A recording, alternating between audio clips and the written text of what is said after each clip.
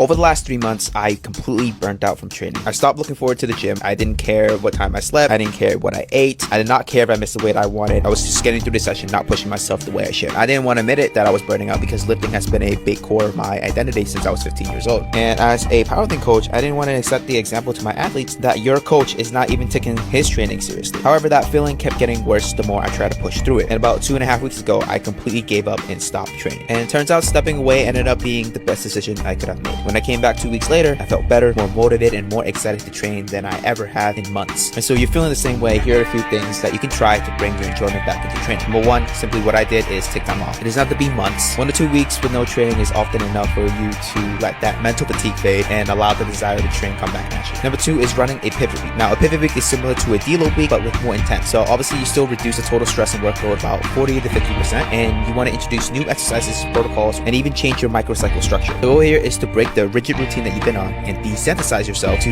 the repetition that you've been doing. So for example, instead of your usual primary squat of sets of 3 on a Monday, you can try tempo beltless squat with a setting set of 6 on a Wednesday. New exercises, new structure, different day. And so when you return back to programming a week later, you will no longer feel dull or repetitive. Number 3 is changing things up more frequently. Now, in my opinion, there's been this growing trend where coaches become overly rigid once something works for their athletes. While this makes sense in a meet prep, outside of this context, it often leads to burnout. And so stepping away from the same exercise, protocols, and even weekly layouts from time to time can really help. Obviously, progress matters, but longevity in the sport matters more. In my opinion, longevity comes from the enjoyment of the process and staying engaged with the training, not forcing yourself through a routine you no longer care about. So if you're self-coach, I would change things more frequently. If you have a coach, I would speak to your coach and ask them if you can change things out in order to feel more excitement in training. And so just like anything in life, forcing consistency without enjoyment eventually leads you to break down. Just like I did, sometimes the best way to move forward is to step back, reset, and let the motivation come back on its own.